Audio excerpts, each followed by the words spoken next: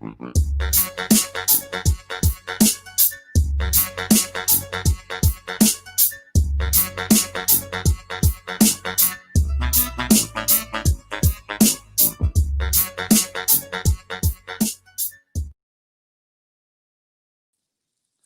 evening, ladies and gentlemen.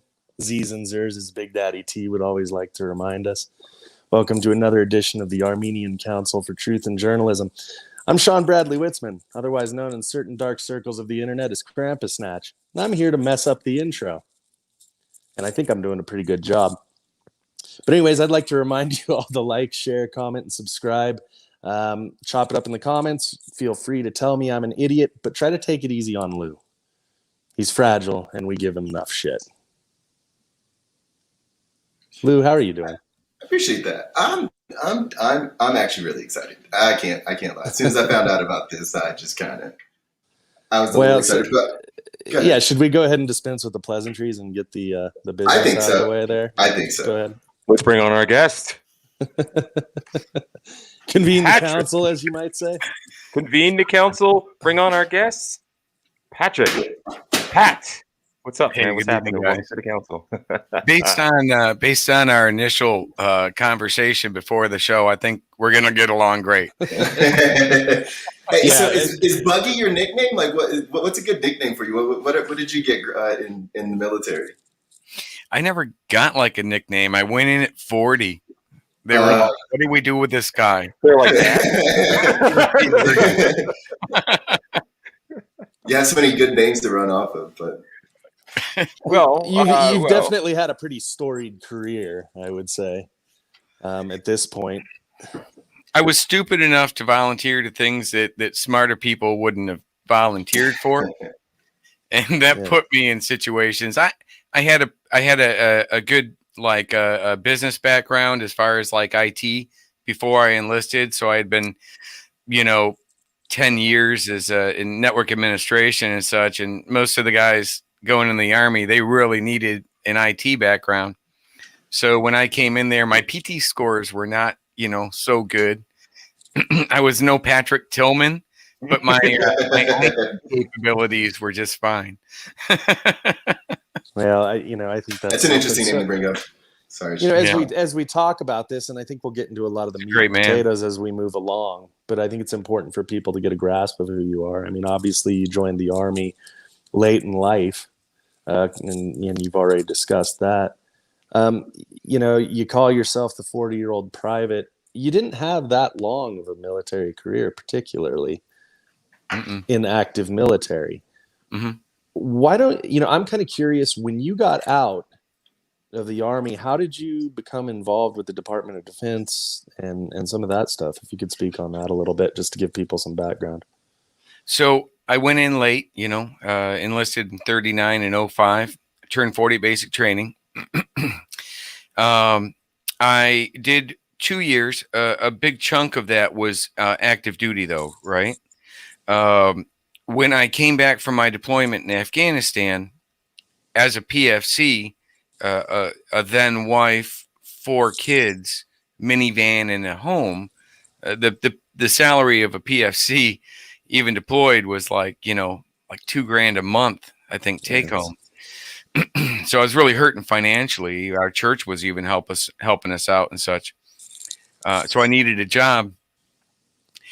I ran into kind of an issue with while I was deployed. They screwed up my orders and came to me and said, "Hey, the last month you're going to be here. Sorry, you're not going to get paid, but here's a phone number you can call to take a low interest loan out." And that didn't go over with me very well. So I complained, right? And that's something you don't do in the Army because you'll be screwed. Well, it got to a JAG officer that was on at Kandahar at CAF where we were at.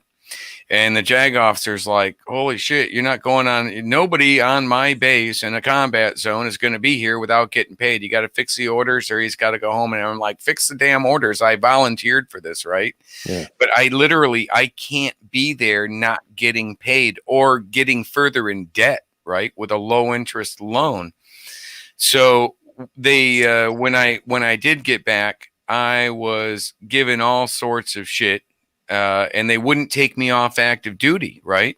So I couldn't go and get a regular job, and so they came to me and said, okay. Like after about a month or so, I'm like, listen, there's this job position that I have with this company called Dynology. They need someone to go and do this job in Iraq, and it required I had the clearance and everything for it.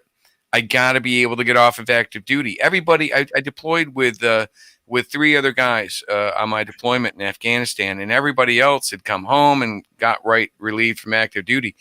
But kind of like as punishment, because there was literally an investigation going on in the chain of command for who screwed this guy's orders up. They said, listen, you dropped the complaint, and we will, you've completed your time of service, based on, because you get more time when you're on active duty. And they said, if you drop this complaint, we'll put you in IRR. Right. So you don't have to come back every month and do your drills, or even do drills over in Iraq.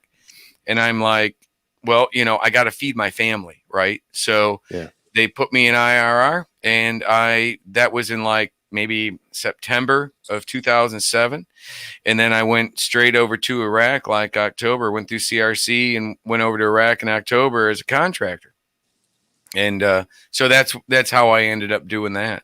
Right. Is life drastically different as a contractor versus being in the armed forces? The requirements were not quite the same. I ain't gonna lie. I was struggling with the PT.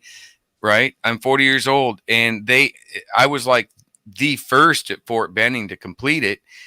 TRADOC hadn't figured that out, the math, right, with the physical requirements. They actually used me and some of the other guys as test subjects to help fix the TRADOC requirements for the PT requirements and stuff for those age limits. But, I'm not going to lie. I went in as an E2 because I didn't have college, right? But like I said, I'd worked in private sector, computer sales and network administrator for a heart and vascular clinic. So I had all the experience and all the knowledge for that, but I didn't have the degrees. So I went in as an E2. I think they were actually generous for me with that. And then when I graduated basic training, I went like to an E3. I was E4 promotable,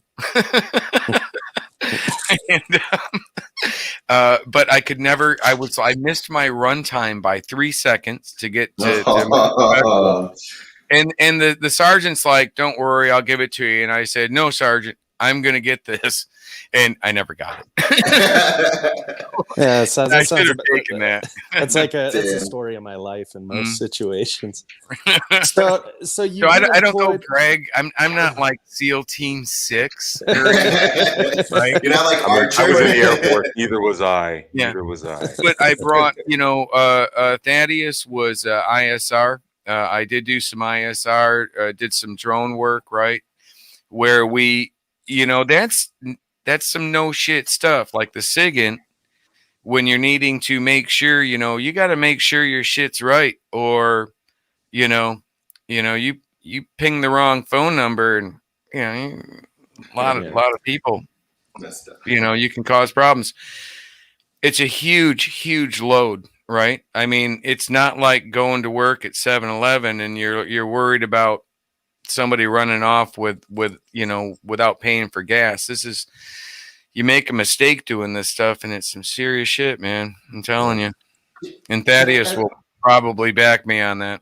Oh yeah, there are. Well, back in the day, we quote unquote cared about the legal implications of doing things the wrong way, but that they did. Based on your experience and based on the experience that we've seen over the last 4 or 5 years, apparently those restrictions, those norms of not intentionally hitting the wrong phone, hitting the wrong target, doesn't matter if you're not the right political persuasion. Yeah, that's a problem. But when my whole time in the military and working like on the government contracts, people are always like, oh, don't trust the government. And then they go and give Mark Zuckerberg all their shit, right? I'm like, no.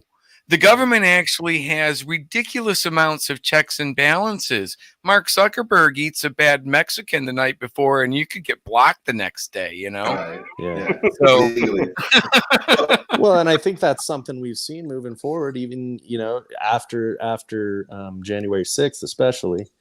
When things have really gotten out of control as far as censorship and everything else. Yeah. Mhm. And, you know, I don't see where it ends. There doesn't seem to be much holdback or restraint at all at this point.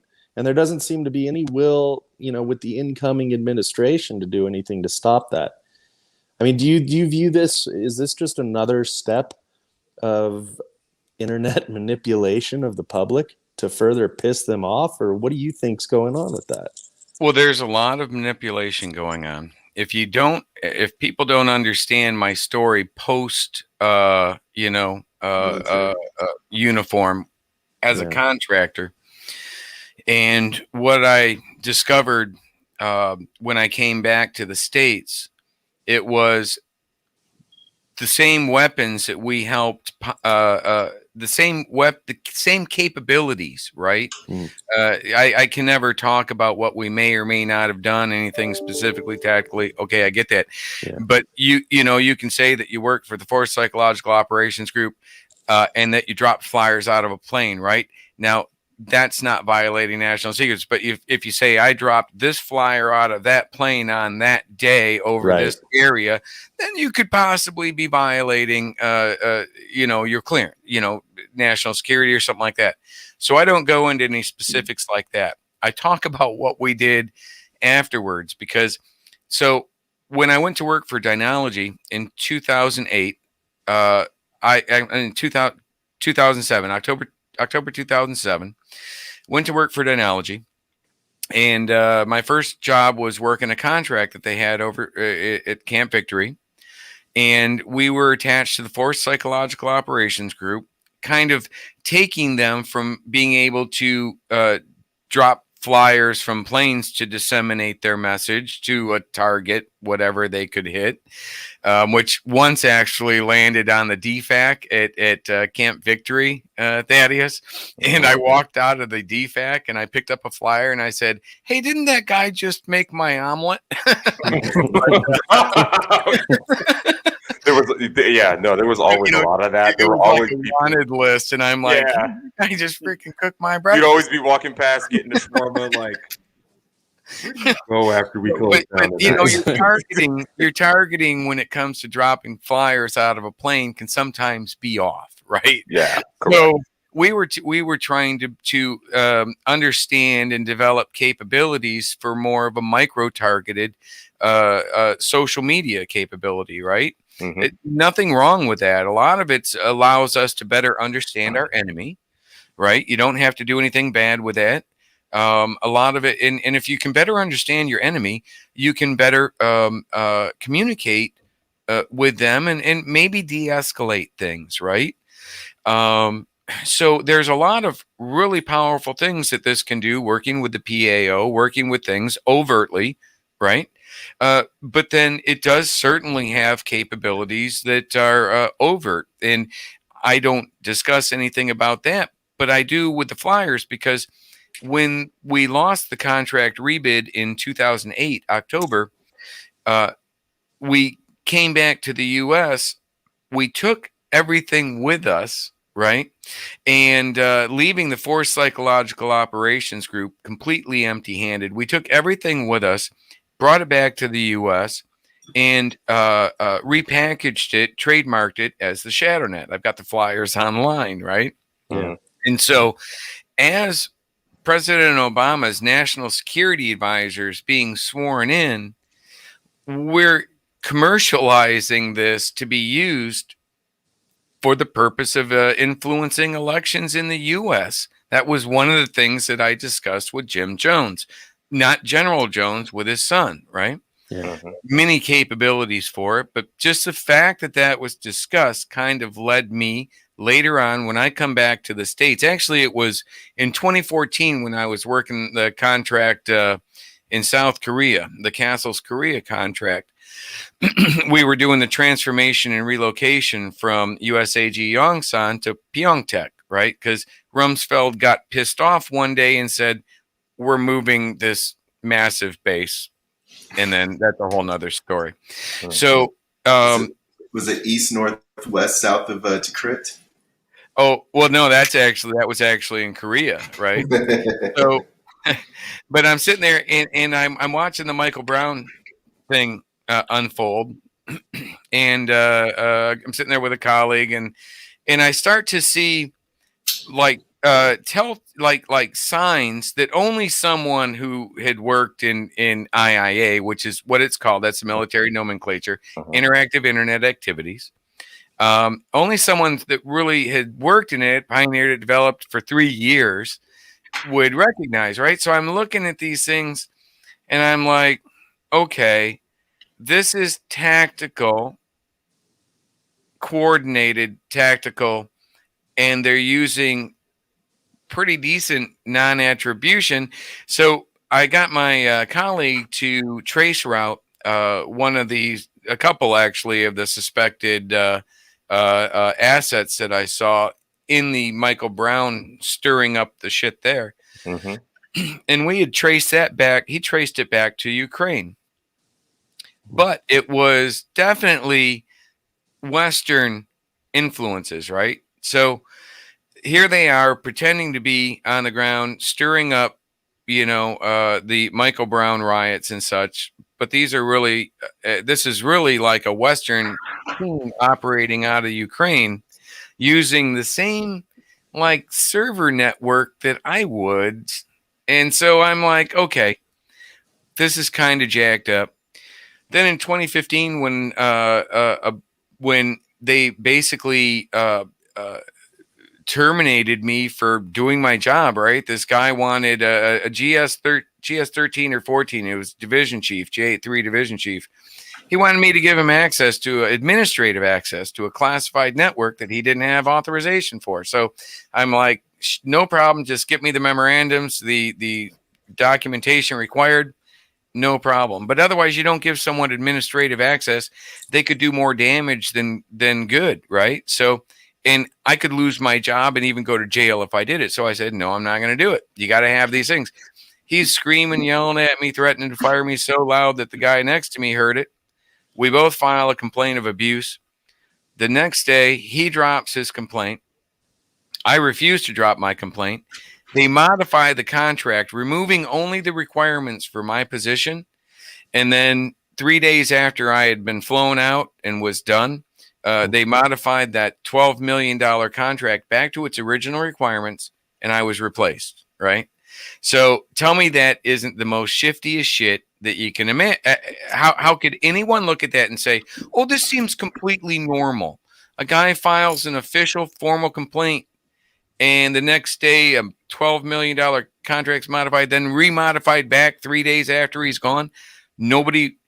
And so I started understanding how jacked up our government was. I didn't understand it because this is now like the Inspector General's office that's killing my IG complaint, that how anybody in the world could not look at this. And their justification was, well, your contract started before they started including subcontractors into whistleblower protection, so you don't qualify, and we're not even going to investigate this.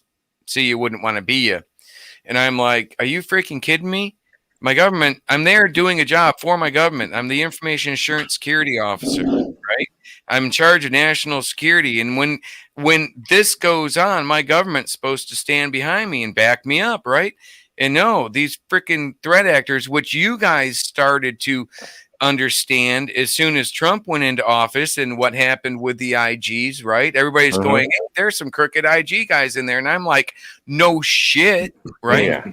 And so I start seeing these things unfold. And then I really start seeing absolute military, tactical, social media, psychological warfare, II applications. I start seeing networks develop, and I start pointing these things out. but I took it through my chain of command, right? And then I took it to my congressman. One's a Democrat, and then a Republican. I mean, and then I moved to another location, and then I took my complaint to Charlie Crist, a Democrat, right? And I had both of these guys submitting these complaints, that really at this point describe everything that is going on. And this is like early on. I'm talking early 2017, just as Trump's going into office. Yeah. My actual IG complaint got filled in late 2015, like August 2015, right? So this is something that had been building up for quite a while, and I'm behind the scenes trying to get this done through the chain of command. So once you're left and you've been completely ignored or shut out through everybody in your government, and Congress is supposed to actually be the one kind of protecting me. Because again, remember, I'm the IASO. I'm getting paid $120,000 a year to do this job. Y'all should listen to me. But they didn't. Yeah. What's the point of the network? What's the point of the whistleblower network, the IG as a whole, and the ability to submit these things to the IG, and then only to have them basically be like, nah. And with I come to the conclusion that the IG is basically just a honeypot for honest people to get them out of there. And that's no shit. And you'll get a lot of people that will tell you that. Well, I think you just answered my question. I was going to ask you, what does it mean to you to be a whistleblower? I mean, with, Eric Snowden and Julian Assange and all these people, what does it mean to you to be a whistleblower in today's day and age? I don't agree with how like that went down with Snowden.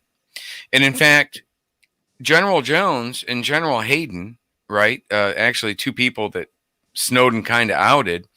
Well, when Snowden did release that stuff in 2013, he did it in such a way, I think, that was just wrong. Like, I've managed to do it, even though I haven't done it. I've managed to do it and not been arrested or anything because I didn't violate national security, right?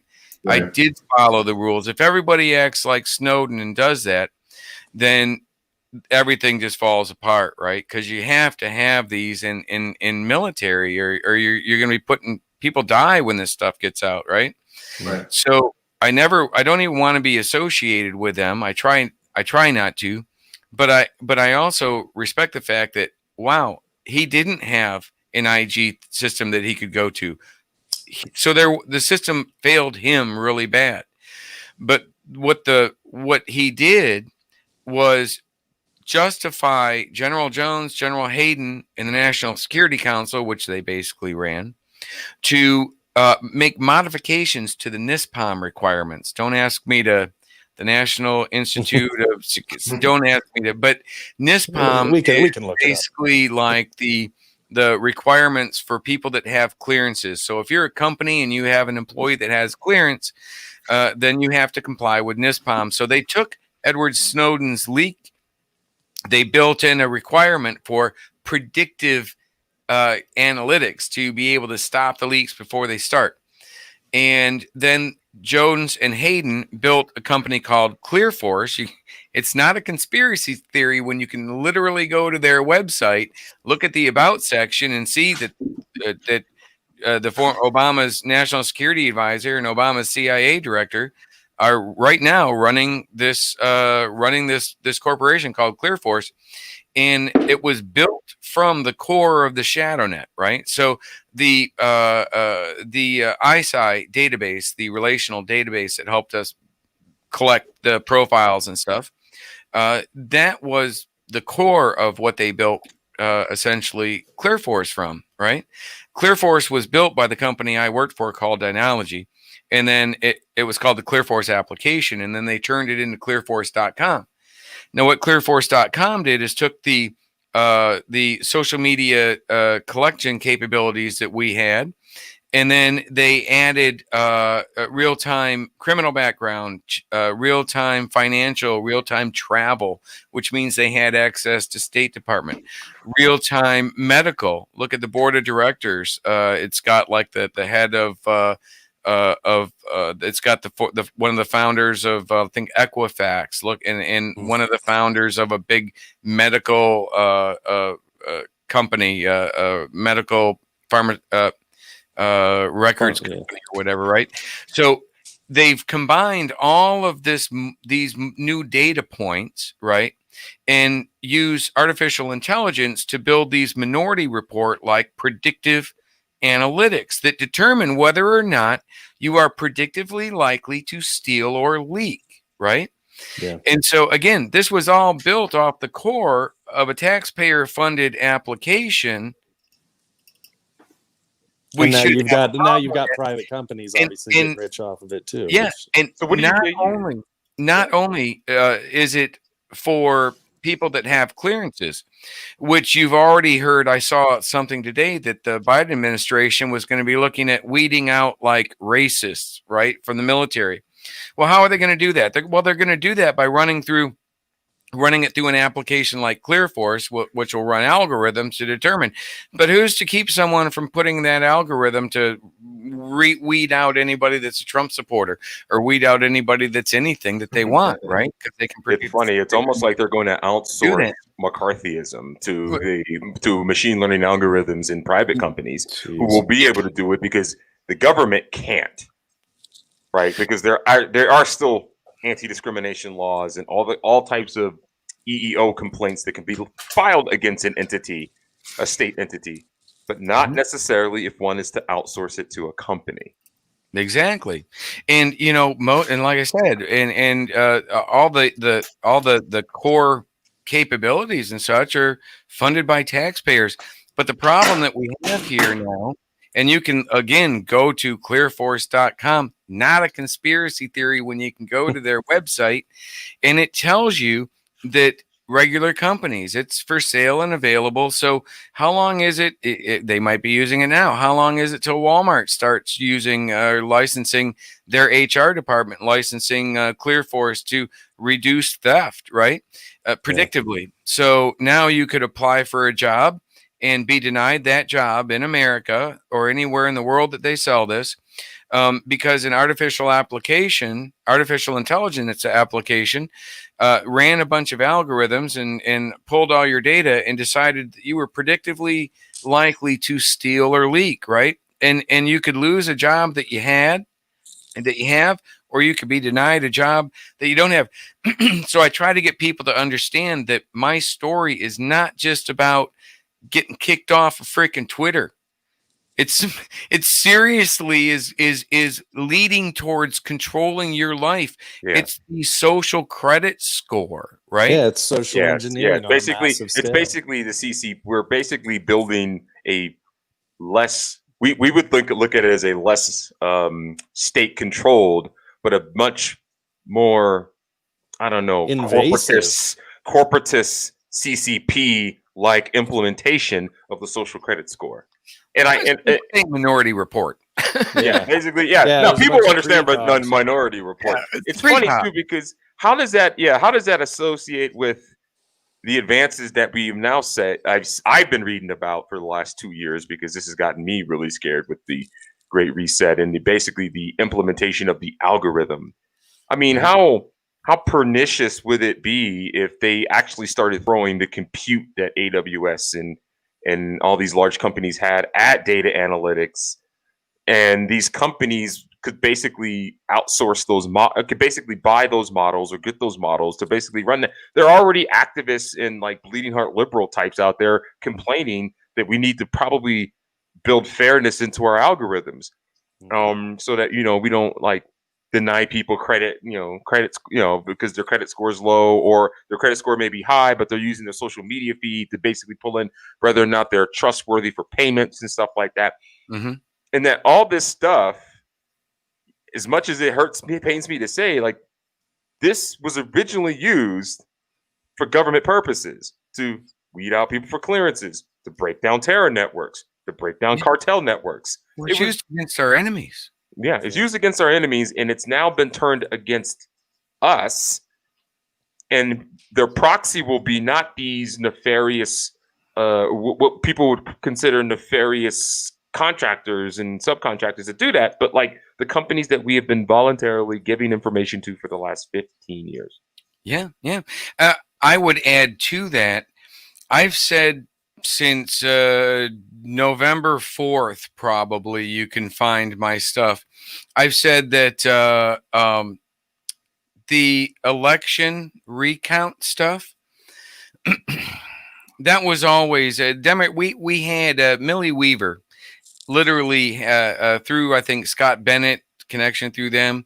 She literally had the AFL-CIO's playbook that said how they were going to steal the election, how we were going to respond, and how they were going to react to it. Right? Yeah, they war gamed it out. I think they war gamed out a lot of this reaction. Yeah, the transition integrity project. It's like it was all there. We had the other team's playbook, right? But yet we still did everything they were planning on us doing. And one of those things was with all the voting and all the recounts and everything, right? And I believe, right, and this is just, I don't usually go out on theories. I like to stick to facts. Like, here, go to the website and see for yourself. It's not a conspiracy, but everything that I've seen kind of makes me think that all of the recount and everything was like an Ocean's 13 level bank heist. But instead of robbing a bank full of a vault of dollars, you do realize that data is the most valuable commodity. It's past, oil, it's past gold, everything. Yeah, right? Isn't it rich now? Mm-hmm. Remember, so Sean sent me a one of these executive orders as the Trump administration was sunsetting, and one of these executive orders dictated to infrastructure as a service providers to basically, hey, if you have foreign actors that are using these assets, then we're going to need you to keep those records. If data is the new commodity, the new currency, does that not sound like to you the anti-money laundering BS we have to deal with called know your customer? Yeah, well, the value of data, like one verified voter with all of the associated data, including their vote, right? The value of that is at least $100 a piece. And if that's assuming that the guy who stole it only sold it to one person, he could easily turn around and sell it to both the guy is running against, right? But you can also plug that data in and get tremendous advanced predictive behavioral analytics too, right? Yeah. So not only could you sell those just as basic to in the next election, which would what? It's already giving you an advantage in the next election. It's how Obama was able to curb stomp. They collect a couple 100 million votes at 100+ a piece. Do the math on that. Yeah. It's how the Romney campaign was able to get curb stomped. Thought about that. Well, and I think it further just it corrupts the system, just unbelievably, because then you're really talking about the only people who can play the game are the super rich. And when you're watching these tech companies, the very tech companies that are probably helping to develop a lot of this on some level, it's like they're developing it, they benefit from it. And it's monopolizing the democratic process. Yeah, kind of the way I'm looking at it. And they only have one ideological bent, because all those guys went and ran and worked for the Obama campaigns, and they worked for the Biden campaign, and then they got mad. So like everyone praised Barack Obama. Everybody praised Barack Obama because he used big data, right? He used social media effectively. He did all these things. The next president that ran, the former, number 45, used the same tactics, and then they jumped all over Facebook, and it was like, "Why'd you allow this to happen?" It's just like, but he used the same methods that you guys used in 2012. Well, no, I disagree with that. Right? That's the story. Right. But in my mind, as a subject matter expert in IIA, Trump is a walking freaking IIA team. He doesn't need a team of people tactically coordinating a message. He's like it, right? So all of those other things, that Cambridge Analytica and all those connections, those were all people tied to me, right? For example, Paul Manafort we were Manafort's #1 partner in 2008 when Manafort, at the same time, I'm commercializing trademarked ShadowNet. Our #1 partner is Paul Manafort, right? And he doesn't have any products, and he's John McCain's campaign manager during the primary, right? Which, if you were Ted Cruz or Ron Paul or Rudy Giuliani, right?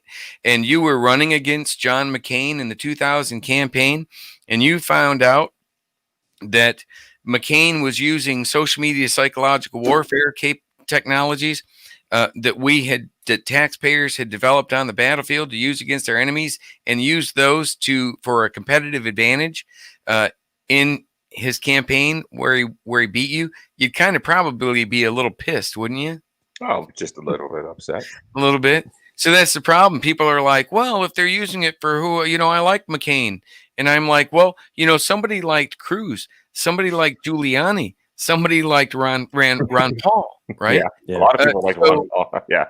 So a lot of people got screwed with that, and one person win. So yeah, it's problematic to that extent, right? Yeah. So, what else, I guess, did you want to kind of, school us on, red pill us on, break down? There's so much. Can I ask you a weird question? I mean, can I ask you a weird question?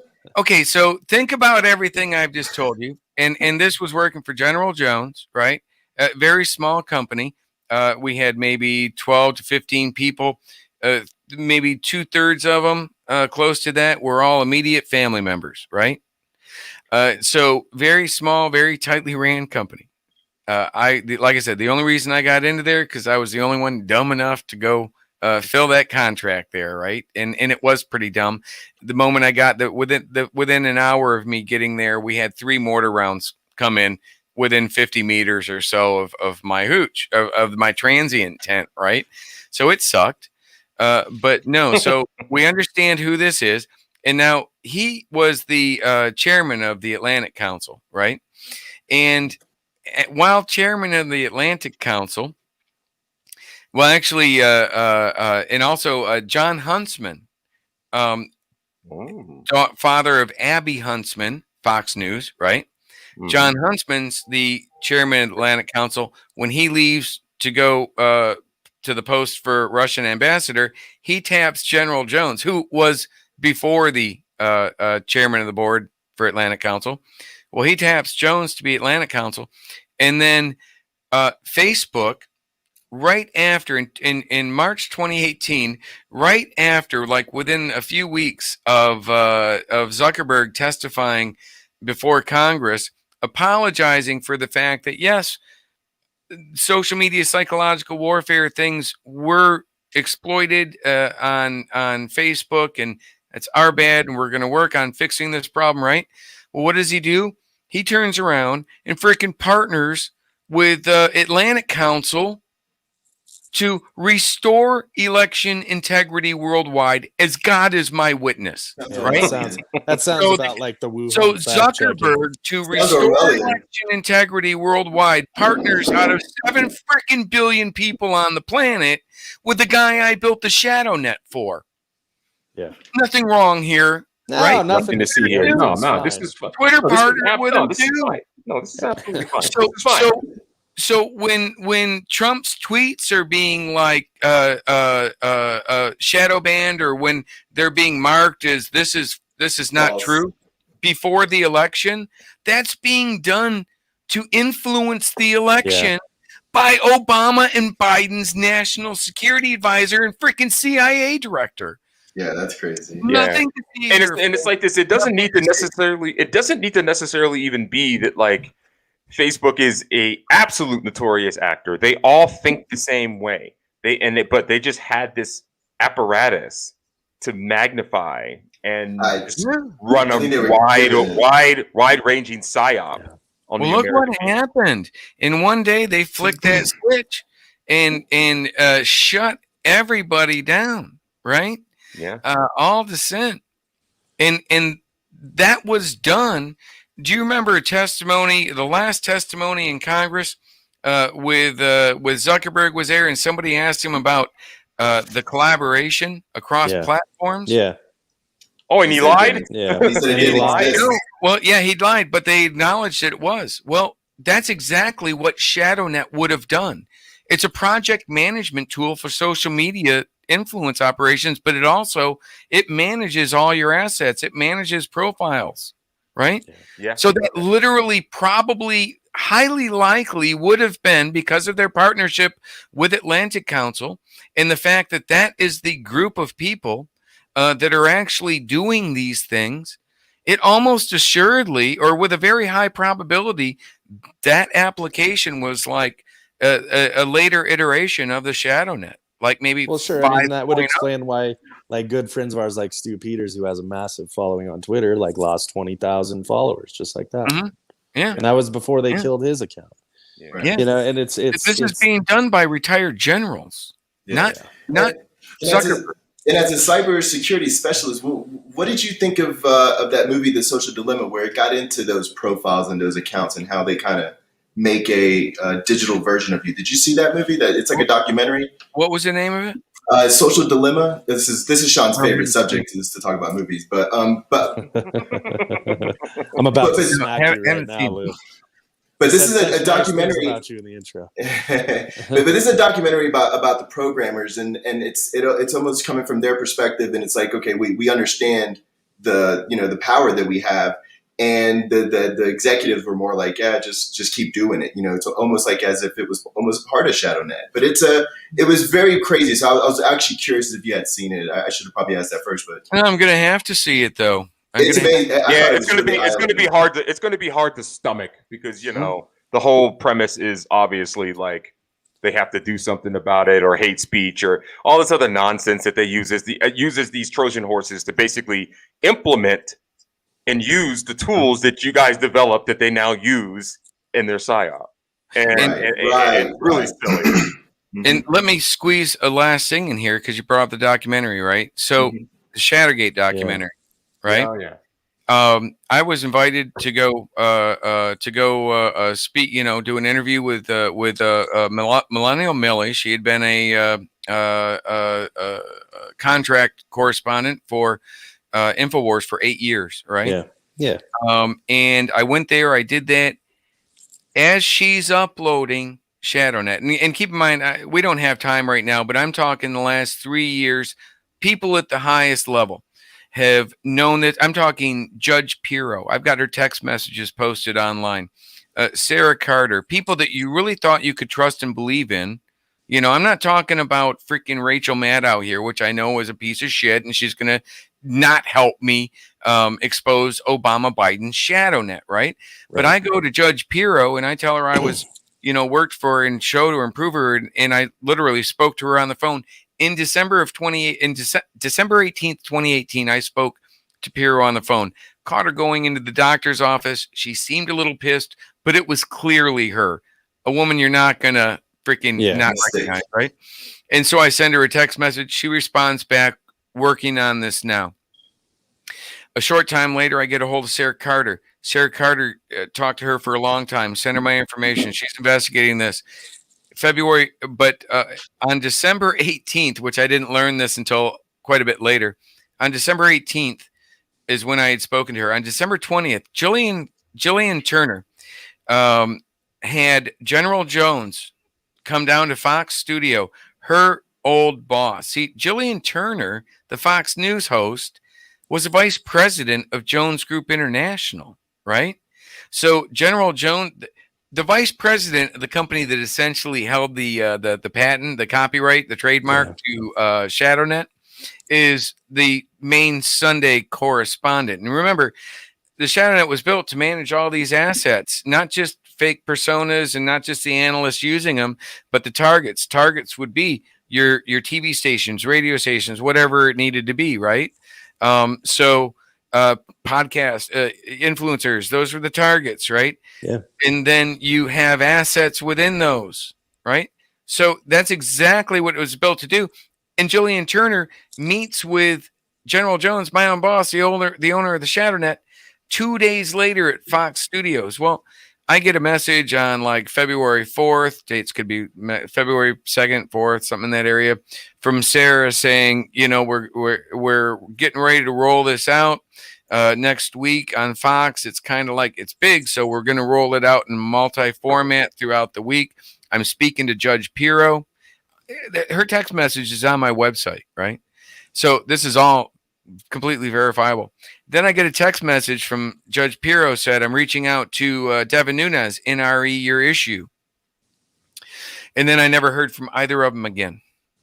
Now, Nunes had my information since a couple weeks, since before December of 2018, right? So before the House and everything switched, he had my information. He did nothing with it. It's sent to him, signed, sworn, notarized by my congressman, right? And so he doesn't do anything with it. Obama's national security advisor, all of this stuff, right? He does nothing.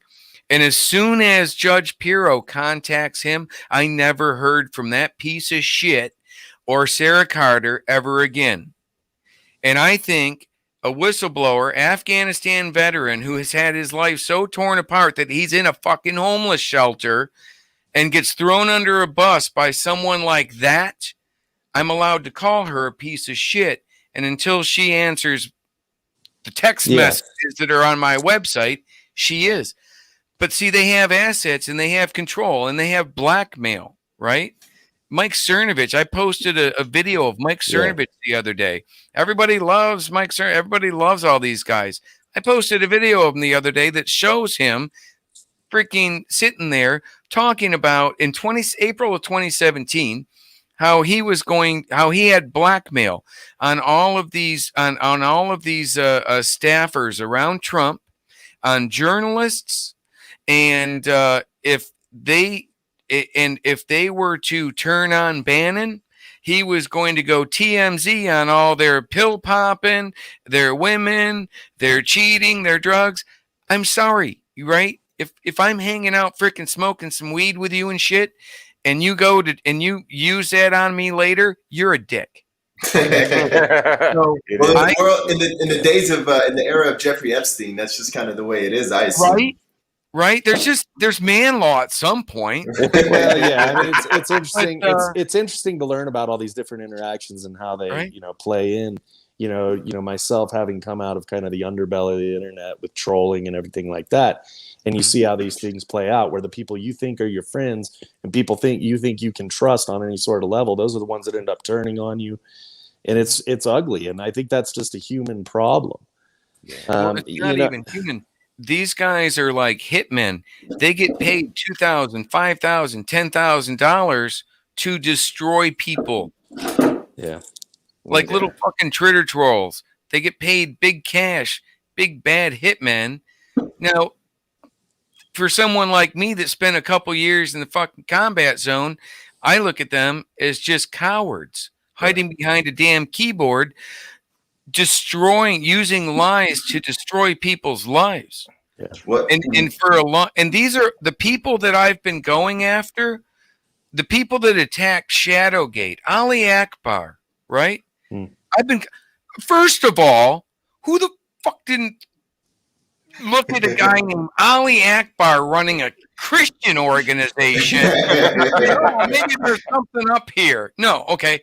So, but I did, and people gave me shit about it because he's Ali Alexander now, the good Christian boy. And I'm like, listen, I spent 3 years doing social media psychological warfare operations against our enemy in Iraq, Afghanistan, MacDill.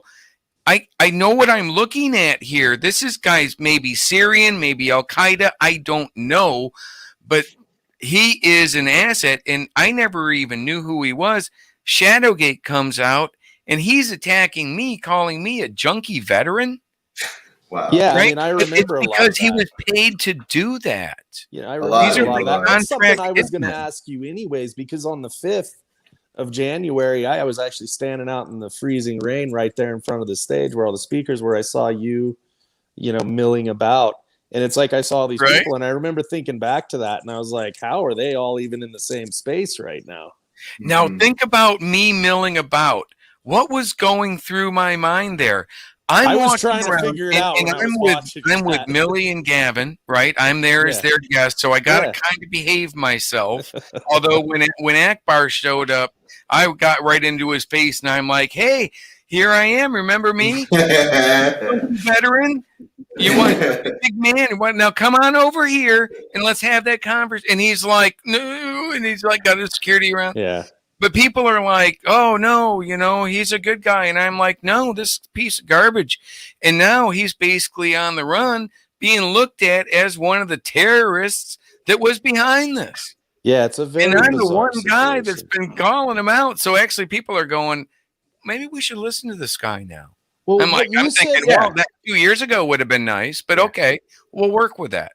and I know we're going to have to talk to you more. I know I'm going to have to talk to you Yeah, more, but it's like, Yeah, as love as to. we kind of go along with this, you also brought up Isaac Cappy, and I didn't want to skip over that because that seemed to be rather important to you when we were speaking earlier. So I don't know if you just go ahead and touch on that. But didn't Tom Hanks?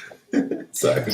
So I knew nothing about Isaac Cappy, but then I find out that the same people that were attacking him, or that were attacking me, Yeah.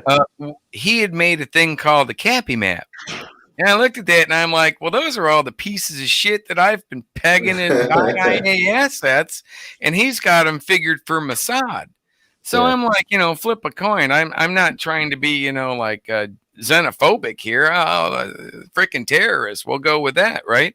Yeah. So he was kind of giving me confirmation. And there was one guy in the middle of his map, and his name was Gabe Hoffman. And so I just I retweeted the map, and I said, wow, why is it in Cappy's map, all things seem to point to Gabe Hoffman? And who responds? Gabe Hoffman. And he says, like, you got any questions for me? Just let me know. And I'm like, holy shit. At least this guy's like on Right it. there. Okay. Yeah. I'm like, up. let's have coffee. Yeah. Right? You fly, I'll buy. But then I found out he was in Florida, and I was going to go meet with him. We exchanged some stuff on Twitter and social media, but then Twitter killed all the social media, and I lost my contact with him. Right. And then everything started happening, and then I ended up getting involved with the reconstruction of it, working with Rudy Giuliani's people. Yeah. And Rudy, trying to piece together kind of what happened before and what happened after. But I've also signed a non-disclosure agreement, so I can't really go into any of that. Yeah. But when you guys see what really happened, you're gonna see that there were multiple foreign and domestic threat actors, teams, working to create that Al-Qaeda, that AQI, that Al-Qaeda like chaos between the Sunni and the Shia, that they had infiltrated these good organizations, good people, right? They had infiltrated, well, I don't know, like Antifa is good, but they infiltrated Antifa too. Yeah. Like the Sullivan guys. This is public knowledge. The Sullivan brothers, right? Yes. The guy Yes. that was the guy that did the video. John Sullivan and his brother. I can't remember. James. Right. James right. Sullivan. Well, the one Sullivan, the one Sullivan's Antifa, the other's MAGA. Yeah. But you know who his father is, right? No. His father's either a lieutenant colonel or a 3-star general with the Air Force PSYOP unit. Yeah. Well, and that was something I think there. I even commented on it, during our initial phone call. And that's just even me being a yo-yo from New Mexico, walking around in DC with a camera and speaking to people. But the biggest thing that struck me about just different factions within that group, whether you're talking about 3%ers, Proud Boys, or any of the rest of them, was it just seemed like to me that it was highly infiltrated. that it had to be on some level. There's no way these organizations are going to just act on their own without the FBI becoming involved. And I think we already saw that, obviously in Michigan with the plot against Whitmer, that it's like it comes out and it was really just an operation by the FBI. They always do. There were a lot of different foreign and domestic threat actors involved here at the highest levels of our military, right? It was a freaking coup. Let's call it a coup. It really was. But when, like you said, when you saw me milling about there, I'm just walking around. I'm getting video of stuff. I'm working on my next book, and I'm looking at different teams, but I'm not looking at the 99.9% of the Proud Boys and stuff out there. Yeah. Those are the people I grew up with. Those are like my family. Those are people around. People that love their country, but their shit got hijacked by a bunch of retired generals that think that they can do better than us when it comes to our foreign and domestic policy. And until we resolve that problem, what difference does it make if we fix the voting issue? If when we vote for the person, they're just controlled either through state or finance by the military-industrial complex in the Council on Foreign Relations and Atlantic Council, and we're freaking funding them, right? Yeah. All right. Well, look here. Let's very end. Right? I'm most likely, because of my involvement in all of that, it's almost assuredly as an assurance that I will be involved in the impeachment and testifying. Ooh, isn't that going to be fun? Because I've wrapped my affidavit, signed, sworn, notarized, around the necks, figuratively speaking, of at least 40, maybe 60 Democrats and Republicans. Everybody in the Senate Judiciary Committee knew about it and did nothing. And if you knew about it and did, everybody on the the impeachment managers had it in their House Intelligence Committee, right? So if you knew about it and you didn't do anything, actually, there are 3 specific things that you can do: send it to the president, inform the president, or inform one of the a federal judge or the governor of your state. If you are aware, if you've sworn an oath to your country and treason is brought to your attention, you have to do that, or you are guilty of misprision of treason, and you are not allowed to serve in office ever again, up to 10 years in prison, although treason can get you executed. Yeah, it gets ugly. We need to bring that back. I'm sorry. Or a buttload of money, right? So put these things together. I've actually been doing this for several years, making sure that because I was an IASO, right? I know how the rules work in the government, and I gave these things to these people, and they had a requirement to do something. And if they didn't do it, and I get in front of the impeachment trial, are we going to have fun? Oh, right. All right. So, hey, tell us about your book real quick, man, as we kind of wrap it up. Cool. Yeah, I just have one question. Oh, sure. No, Lou. No. It's a good question. I understand. The book I started writing it late 2015. It was originally going to be to my kids, kind of like explain to them why I spent 7-8 years of my life overseas. It was for them. It was for all, so they didn't have to, so that they didn't have to worry about the things that were happening over there, happening over here. I thought that was really what was, would be able to do.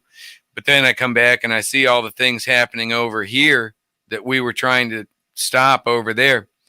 And so I kind of ended up changing the book from my enlistment at 40 and blah, blah, blah, to, okay, I kept all that in there, but then I brought in the fraud, waste, and abuse that I was witnessing from that point on, right? So, and that's how that did. Now I've got another one coming out. It's called Archetypes of the Shadow Net.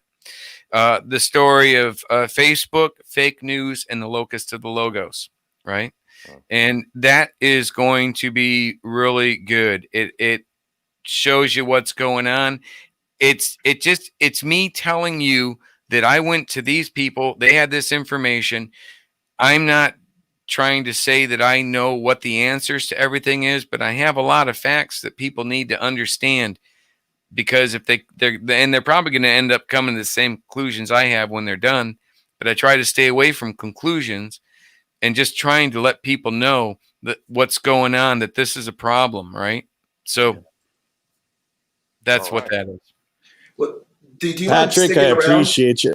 What's that? I was just going to say, do you mind sticking around in the while we do the end? I do have one question in the after show I can just ask. No, absolutely. No problem. Perfect. Thanks. All right, bye, Lou. That's right. And we're cutting everybody off, including Lou. God, Lou. Patrick, thank you so much for coming on. It's been an honor to speak with you. We'll have to stay in touch, because thank you. Our mutual friend spoke very highly of you, and I'm glad she did, great. Because it was really cool meeting you guys. Yeah, likewise.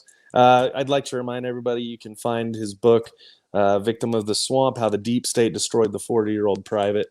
Look it up, look his name up, and it should be pretty easy to go from there. You can find him at freedomstream.tv. So with that, I'd like to thank everybody for showing up. We're going to continue trying to find the truth and figure out what's gone on through all this.